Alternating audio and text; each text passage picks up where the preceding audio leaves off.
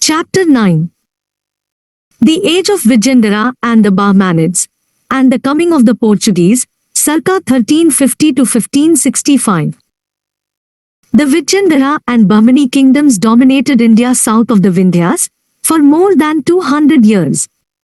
They not only built magnificent capitals and cities, and beautified them with many splendid buildings and promoted arts and letters, but also provided for law and order and the development of commerce and handicrafts. Thus, while the forces of disintegration gradually triumphed in North India, South India, and the Deccan had a long spell of stable governments. This ended with the disintegration of the Bahmani Empire towards the end of the 15th century, and of the Vijayanagar Empire more than 50 years later, after its defeat in 1565 in the Battle of Banihatti. Meanwhile, the Indian scene was transformed, first with the arrival of the Portuguese in southern India and their attempt to dominate the Indian seas, and second, with the advent of the Mughals in North India. The coming of the Mughals paved the way for another spell of integration in North India. The coming of the Portuguese marked the long era of confrontation between the land-based Asian powers and the European powers which dominated the seas. The Vijayanagar and the Bahmani kingdom. The Vijayanagar kingdom was founded by Harihara and Bukka, who belonged to a family of 5 brothers. According to a legend, they had been the feudatories of the Kakatiyas of Warangal and later became ministers in the kingdom of Kampili in modern Karnataka. When Kampili was overrun by Muhammad Tughlaq for giving refuge to a Muslim rebel, the 2 brothers were imprisoned, converted to Islam, and appointed to deal with the rebellions there. After a short time, Harihara and Bukka forsook their new master and their new faith. At the instance of their guru, Vijayanagar, they were readmitted to Hinduism and established their capital at Vijayanagar. Some modern scholars do not accept the tradition of their conversion to Islam, but consider them to be among the Nayaks of Karnataka, who had rebelled against Turkish rule. The date of Harihara's coronation is placed at 1336.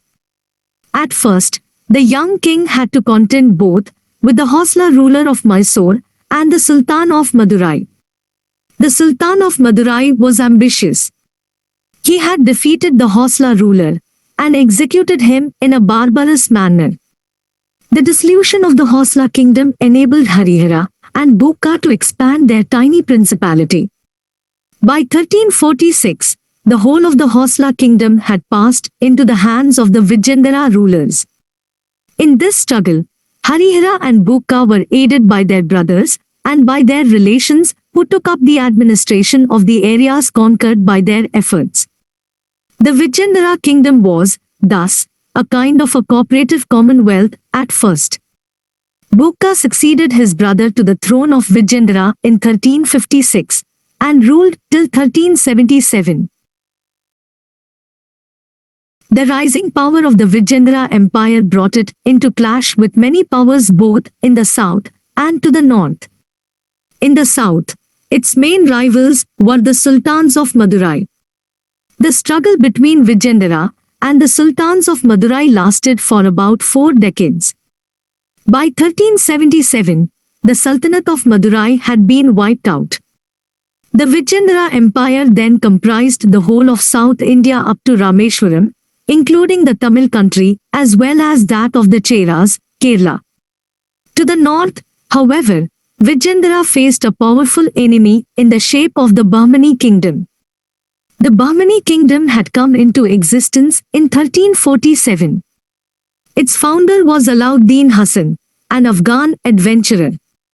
He had risen in the service of a Brahmin named Gyang and is, therefore, known as Hassan Gyang. After his coronation, he assumed the title of Alauddin Hassan Bahman Shah. The interests of the Vijayanagar rulers and the Bahmani sultans clashed in 3 separate and distinct areas in the Tungabhadra Doab, in the Krishna, Godavari Delta, and in the Marathwada country. The Tungabhadra Doab was the region between the rivers Krishna and Tungabhadra and consisted of 30,000 square miles. On account of its wealth and economic resources, it had been the bone of contention between the Western Chalukyas and the Cholas in the earlier period, and between the Yadavas and the Hoslas later on. The struggle for the mastery of the Krishna, Godavari basin, which was very fertile, and which, with its numerous ports, controlled the foreign trade of the region, was often linked up with the struggle for the Tungabhadra Doab. In the Maratha country, the main contention was for the control of the Konkan and the areas which gave access to it. The Konkan was a narrow strip of land between the Western Ghats and the sea. It was extremely fertile and included within it the port of Goa, which was an important outlet for the products of the region, as well as for the import of horses from Iran and Iraq. As has been noted earlier, good quality horses were not bred in India. The import of horses from Goa was, thus, of great importance to the southern states. Military conflicts between the Vijayanagar and the Bahmani kingdom were almost a regular feature and lasted as long as these kingdoms continued. In 1367, when Bukka I assaulted the fortress of Mudkal in the disputed Tungabhadra Doab, he slaughtered the entire garrison, except one man. As a result, Bahmani kingdom and Vijayanagar entered into a long-drawn war. The war dragged on for several months. Finally, both the sides were exhausted and decided to conclude a treaty. This treaty restored the old position whereby the Doab was shared between the two.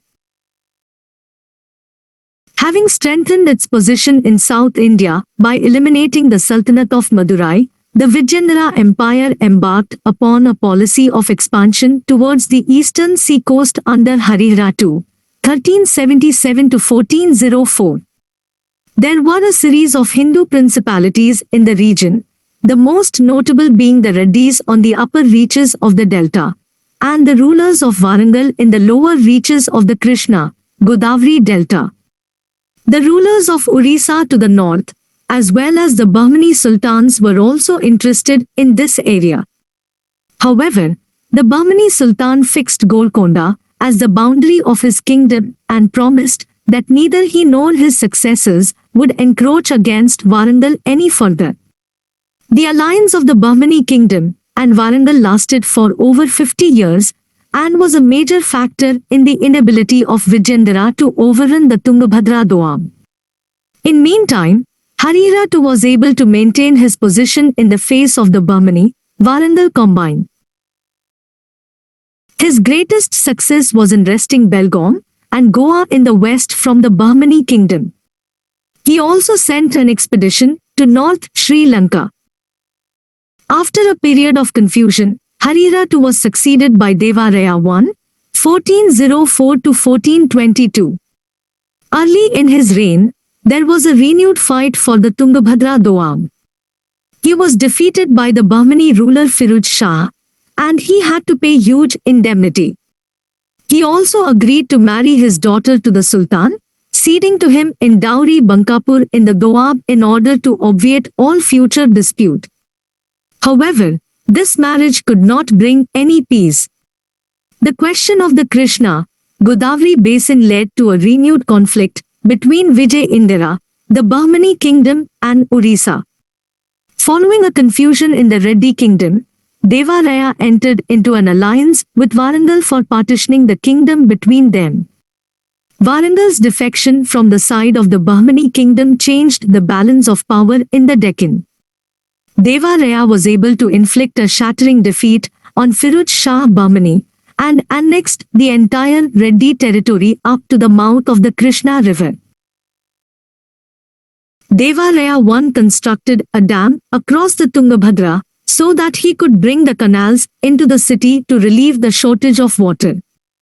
It irrigated the neighboring fields also, for we are told that the canals increased his revenues by 350,000 per daus. He also built a dam on the river Haridra for irrigation purposes. After some confusion, Deva Raya II, 1425 to 1446, who is considered the greatest ruler of the dynasty, ascended the throne at Vijayanagar. In order to strengthen his army, he reorganized his army, incorporating in it many features of the armies of the Delhi Sultanate. He, therefore, enlisted 2,000 Muslim cavalrymen, gave them jagirs, and commended all his Hindu soldiers and officers to learn the art of archery from them. However, the collection of a large cavalry force and standing army made the Vijayanagar Empire a more centralized polity than any of the earlier Hindu kingdoms in the south, even though it must have put a strain on the resources of the state since most of the good mounts had to be imported, and the Arabs, who controlled the trade, charged high prices for them. With his new army, Deva Raya II crossed the Tungabhadra river in 1443 and tried to recover Mudgal, Bankapur, etc., which were south of the Krishna river and had been lost to the Bahmani sultans earlier. 3 hard battles were fought, but in the end the two sides had to agree to the existing frontiers. Nanes, a Portuguese writer of the 16th century, tells us that the kings of Quilon, Sri Lanka, Pulicat, Pegu and Tenasserim, in Burma and Malaya, paid tribute to Deva Raya II. It is doubtful whether the Vijayanagar rulers were powerful enough on the sea to extract regular tribute from Pegu and Tenasserim. This could not have been attained without a strong navy. Under a series of capable rulers, Vijayanagar emerged as the most powerful and wealthy state in the south during the first half of the 15th century. The Italian traveller Niccolo Conti, who visited Vijayanagar in 1420, had left us a graphic account of it. The Persian traveller Abdur Razak, who had travelled widely in and outside India, visited Vijayanagar in the reign of Deva Raya II. He gives a glowing account of the country. Abdur Razak considers Vijayanagar to be one of the most splendid cities anywhere in the world which he had seen or heard of. The Bahmani kingdom, its expansion and disintegration. The history of the rise of the Bahmani kingdom and its conflict with the Vijayanagar Empire till the death of Deva Raya II, 1446, has already been traced. The most remarkable figure in the Bahmani kingdom during the period was Firuz Shah Bahmani, 1397 to 1422. He was well acquainted with the religious sciences and was particularly fond of the natural sciences such as botany, geometry, logic, etc. He was a good calligraphist and a poet, and often composed extempore verses. According to Farishta, he was well versed not only in Persian, Arabic and Turkish, but also in Telugu, Kannada and Marathi. He had a large number of wives in his harem. Firuz Shah Bahmani was determined to make the Deccan the cultural center of India. The decline of the Delhi Sultanate helped him, for many learned people migrated from Delhi to the Deccan. The most remarkable step taken by Firuz Shah Bahmani was the induction of Hindus in the administration on a large scale. It is said that from his time the Deccani Brahmins became dominant in the administration, particularly in the revenue administration. The Deccani Hindus also provided a balance against the influx of foreigners. Firuz Shah Bahmani encouraged the pursuit of astronomy and built an observatory near Daulatabad. He paid much attention to the principal ports of his kingdom, Chaul and Dabhol. Firuz Shah Bahmani's marriage with the daughter of Deva Raya I and his subsequent battles against Vijayanagar have been mentioned already. The struggle for the domination of the Krishna, Godavari basin, however, continued. In 1419, the Bahmani kingdom received a setback when Firuz Shah Bahmani was defeated by Deva Raya I. His defeat weakened the position of Firuz. He was compelled to abdicate in favor of his brother, Ahmad Shah I, who is called a saint, Wali, on account of his association with the famous Sufi saint, Gesu Daraj. He could not forget that in the last two battles in which the Bahmani Sultan had been defeated, the ruler of Warangal had sided with Vijayanagar. In order to wreak vengeance, he invaded Warangal, defeated and killed the ruler in a battle, and annexed most of its territories. In order to consolidate his rule over the newly acquired territories, he shifted the capital from Gulbarga to Bidar. After this, he turned his attention towards Malwa, Gondwana and the Konkan. Mahmud Gawa. The loss of Warangal to the Bahmani kingdom changed the balance of power in South India. The Bahmani kingdom gradually expanded and reached its height of power and territorial limits during the prime ministership of Mahmud Gawa. The early life of Mahmud Gawa is obscure. He was an Iranian by birth and was at first a trader. He was introduced to the Sultan and soon became a favorite, and was granted the title of Malikut-Tujjar. Soon, he became Prime Minister or Peshwa. For almost 20 years, Mahmud Gawa dominated the affairs of the state. He extended the Bahmani kingdom by making further annexations in the east. A deep raid in the Vijayanagar territories up to Kachi demonstrated the strength of the Bahmani army. Mahmud Gawa's major military contribution, however, was the overrunning of the western coastal areas, including Dabhol and Goa. The loss of these ports was a heavy blow to Vijayanagar. Control of Goa and Dabhol led to further expansion of the Bahmani overseas trade with Iran, Iraq, etc. Internal trade and manufacture also grew. Mahmud Gawa also tried to settle the northern frontiers of the kingdom.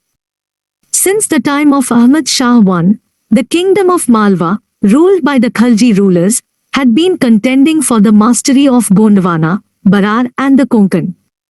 In this struggle, the Bahmani sultans had sought and secured the help of the rulers of Gujarat. After a good deal of conflict, it had been agreed that Kerala in Gondwana would go to Malwa and Berar to the Bahmani sultan. It would, thus, be seen that the pattern of struggle in the south did not allow divisions along religious lines, political and strategic considerations, and control over trade and commerce being more important causes of the conflict. Secondly, the struggle between the various states in North India and in South India did not proceed completely in isolation from each other. In the west, Malwa and Gujarat were drawn into the affairs of the Deccan. In the east, Orissa was involved in a struggle with Bengal and also cast covetous eyes on the commercially rich Coromandel coast. The Orissa rulers made deep raids into South India after 1450, their armies reaching as far south as Madurai, and the territories of Orissa extended up to the river Krishna. Their activities further weakened the Vijayanagar Empire, which was passing through a phase of internal discord following the death of Deva Raya II. Mahmud Gawa carried out many internal reforms also. He divided the kingdom into 8 provinces or tarafs. Each taraf was governed by a tarfadar. The salaries and obligations of each noble were fixed. The salary could be paid in cash or by assigning a jagir. Those who were paid by means of a jagir were allowed expenses for the collection of land revenue. In every province, a tract of land, khalisa, was set apart for the expenses of the sultan. Efforts were made to measure the land and to fix the amount to be paid by the cultivator to the state. One of the most difficult problems which faced the Bahmani kingdom was strife among the nobles. The nobles were divided into the long-established Deccanis and the newcomers who were foreigners, Afakis, also called Gharibs. As a newcomer, Mahmud Gawa was hard put to win the confidence of the Deccanis. Though he adopted a broad policy of conciliation, the party strife could not be stopped. His opponents managed to poison the ears of the young Sultan, who had him executed in 1482. Mahmud Gawa was over 70 years old at the time. The party strife now became even more intense. The various governors became independent. Soon, the Bahmani kingdom was divided into 5 principalities: Golconda, Bijapur, Ahmednagar, Barar and Bidar. Of these, the kingdoms of Ahmednagar, Bijapur and Golconda played a leading role in the Deccan politics till their absorption in the Mughal Empire during the 17th century. The Bahmani kingdom acted as a cultural bridge between the north and the south. The culture which developed as a result had its own specific features which were distinct from North India. These cultural traditions were continued by the successor states and also influenced the development of Mughal culture during the period. Climax of the Vijayanagar Empire and its disintegration. As mentioned earlier, there was confusion in the Vijayanagar Empire after the death of Deva Raya II, 1446. Since the rule of primogeniture was not established in Vijayanagar, there were a series of civil wars among the various contenders to the throne. Many feudatories assumed independence in the process. After some time, the throne was usurped by the king's minister, Saluva. The earlier dynasty, thus, came to an end. Saluva restored internal law and order and founded a new dynasty. This dynasty too soon came to an end.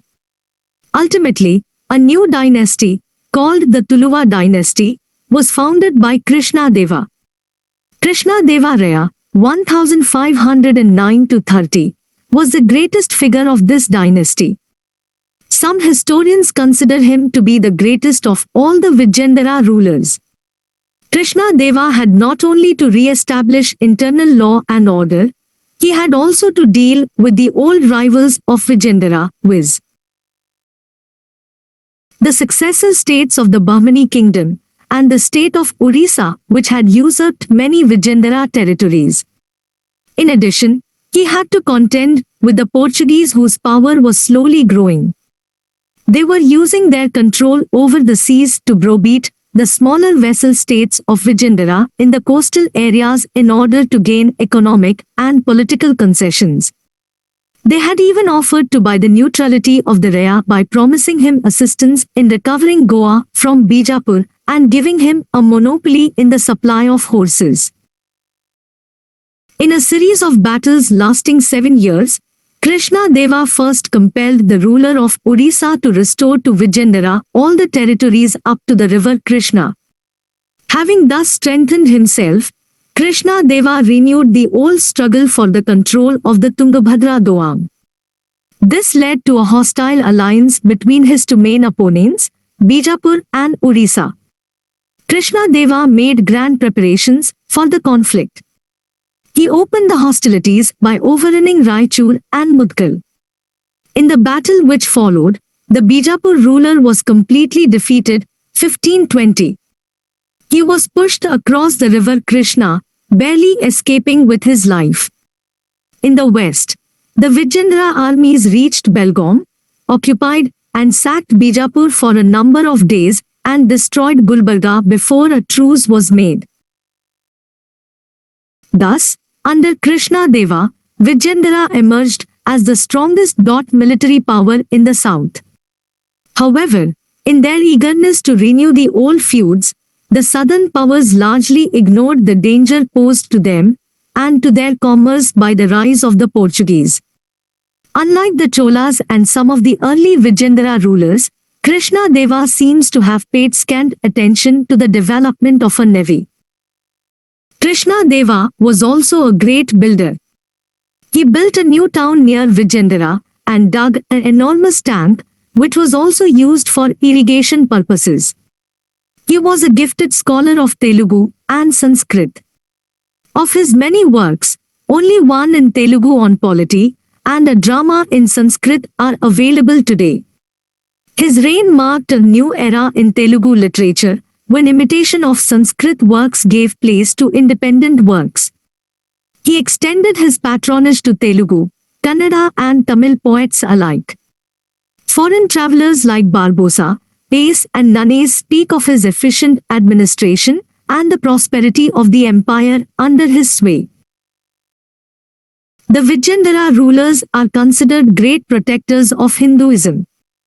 Under their patronage, a large number of temples, schools and maths were built. In this period, temples became very elaborate in structure and organization. Even old temples were amplified by the addition of pillared halls, pavilions and other subordinate structures. After the death of Krishna Deva, 1530, there was a struggle for succession among his relations since his sons were all minors. Ultimately, in 1543, Sadashiva Raya ascended the throne and reigned till 1567. But the real power lay in the hands of a triumvirate in which the leading person was Rama Raja.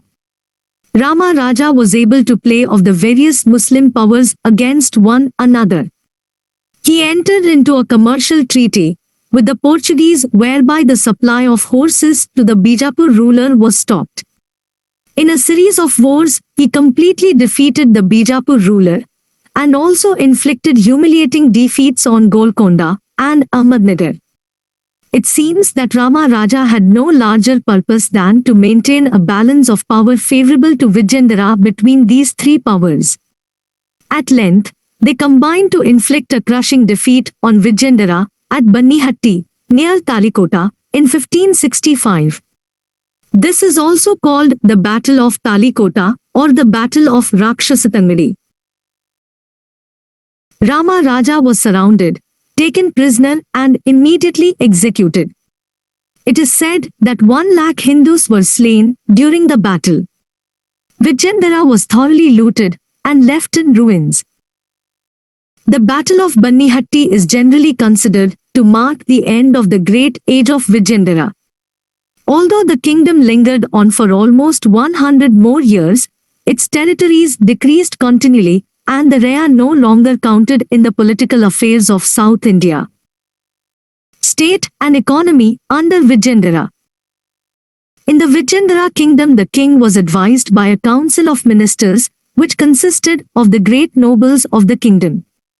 The kingdom was divided into Rajas or Mandalam, provinces, below which were Nadu, district, Sthala, subdistrict, and Grama, village.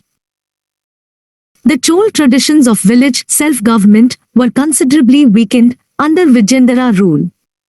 The growth of hereditary Nayakships tended to curb their freedom and initiative. The governors of the provinces were royal princes at first. Later, persons belonging to vassal ruling families and nobles were also appointed as governors. The provincial governors had a large measure of autonomy. They held their own courts, appointed their own officers, and maintained their own armies. They were allowed to issue their own coins, though of small denominations only. There was no regular term for a provincial governor, his term depending on his ability and his strength. The governor had the right to impose new taxes or remit old ones. Each governor paid a fixed contribution in men and money to the central government. It had been estimated that while the income of the kingdom was 12 million parados, the central government got only half the amount. In the large centrally controlled area, the king granted Amaram or territory with a fixed revenue to military chiefs. These chiefs, who were called Paliyagar, Paligar, or Nayaks, had to maintain a fixed number of foot, soldiers, horses and elephants for the service of the state. The Nayaks or Pelgars also had to pay a sum of money to the central exchequer. Many of the Nayaks, such as those of Tanjore and Madurai, became independent after Battle of Bannihatti and subsequent disintegration of Vijayanagar kingdom. We have very little idea about the share of the produce the peasants were required to pay. According to an inscription, the rates of taxes were as follows: 1/3 of the produce of kuruvai, a type of rice, during winter 1/4 of sesame, ragi, coarse gram, 1/6 of millet, and other crops cultivated on dry land. Thus, the rate varied according to the type of crops, soil, method of irrigation, etc. In addition to the land tax, there were various other taxes, such as property tax, tax on sale of produce, profession taxes, military contribution in times of distress, tax on marriage, etc. Urban life grew under the Vijayanagar Empire and trade flourished. Towns grew, many of them around temples. The temples were very large and needed supply of foodstuffs and commodities for distribution of prasadam to the pilgrims, service of the god, the priests, etc. The temples were rich and also took active part in trade, both internal and overseas. There was considerable growth of towns and urbanization under Vijayanagar rule. It is in this sense that many historians consider the period of Vijayanagar rule to be a period of transition from the old to the new economy. The advent of the Portuguese. Let us first examine the factors which brought the Portuguese to India. Very broadly, the Portuguese came to India at a time when European economy was growing rapidly. Since Roman times, there had been a steady demand for Oriental goods. With economic revival, this demand increased, especially the demand for pepper and spices which were needed to make meat palatable. Pepper was brought to the Levant, Egypt, and the Black Sea ports overland and partly by sea from India and Southeast Asia. With the rise of the power of the Ottoman Turks from the early part of the 15th century, all these areas came under the control of the Turks. Thus, they captured Constantinople in 1453 and Syria and Egypt later.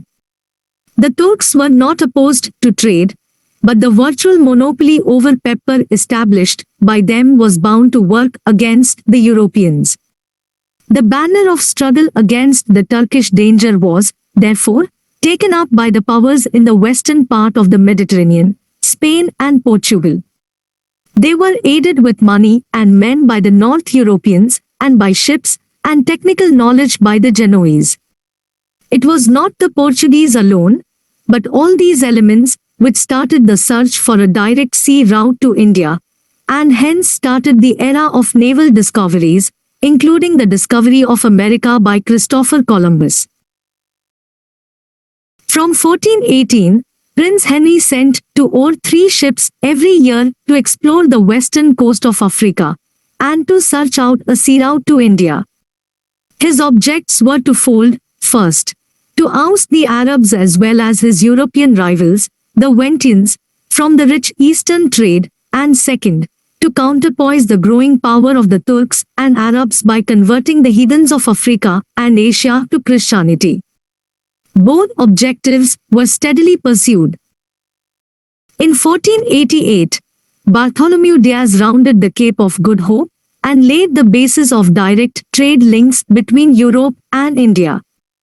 Such long sea voyages were made possible by a number of remarkable inventions, notably the mariner's compass and the astrolabe for fixing the height of heavenly bodies for purposes of navigation. Vasco da Gama landed at Calicut in 1498 with Gujarati pilots on board. The strong colony of the Arab merchants settled there was hostile, but the Zamorin welcomed the Portuguese and allowed them to take pepper, drugs, etc. on board. In Portugal, the goods brought by Gama were computed at 60 times the cost of the entire expedition.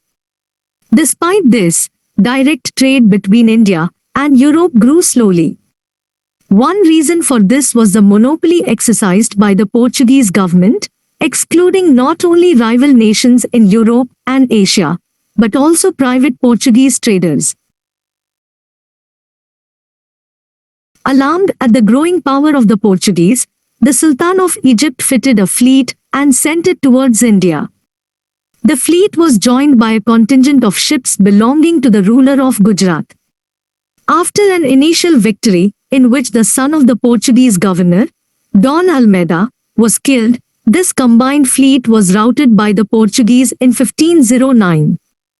This made the Portuguese navy supreme in the Indian Ocean and enabled the Portuguese to extend their operations towards the Persian Gulf and the Red Sea.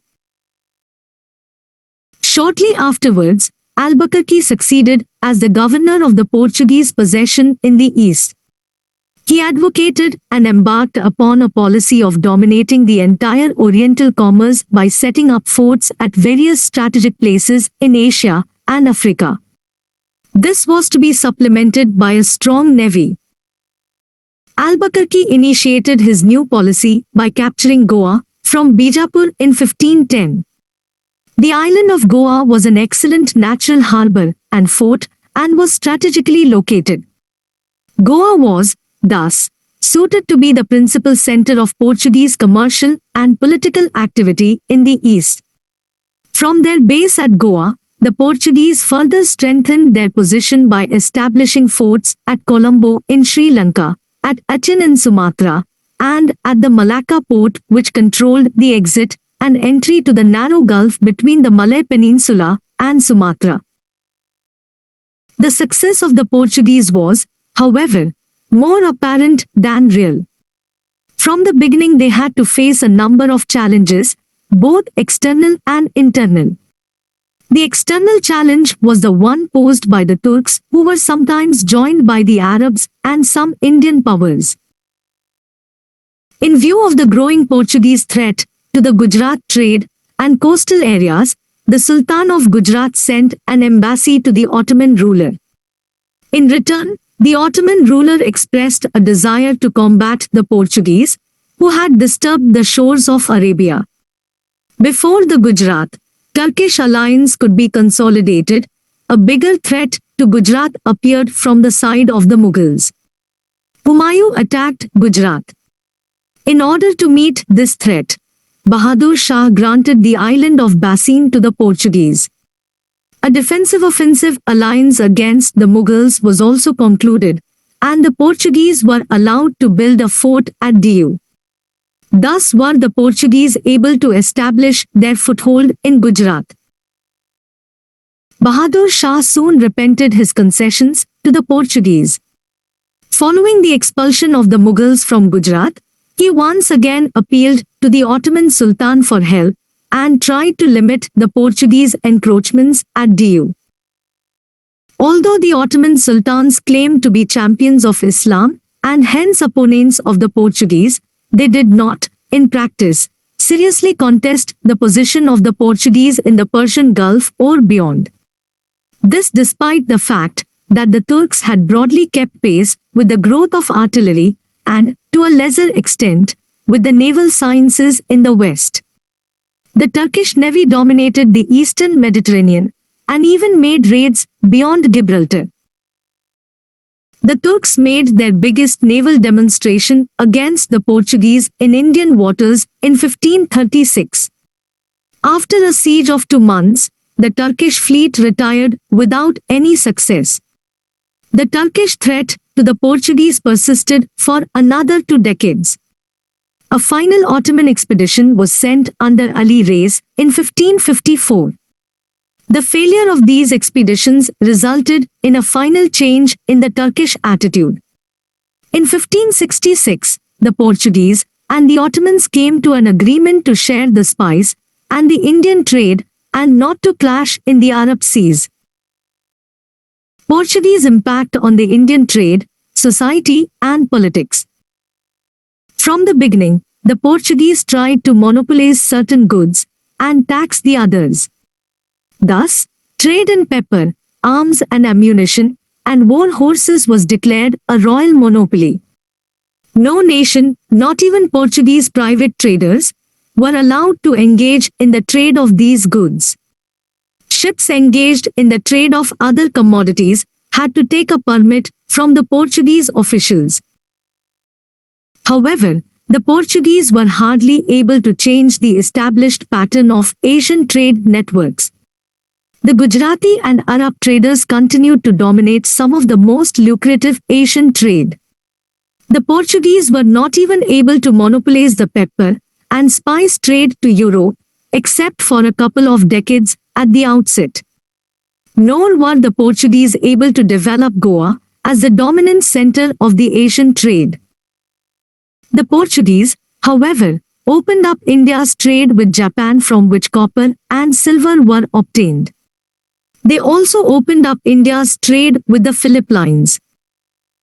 The Portuguese could not act as a bridge for transmitting to India the science and technology which had grown in Europe since the Renaissance.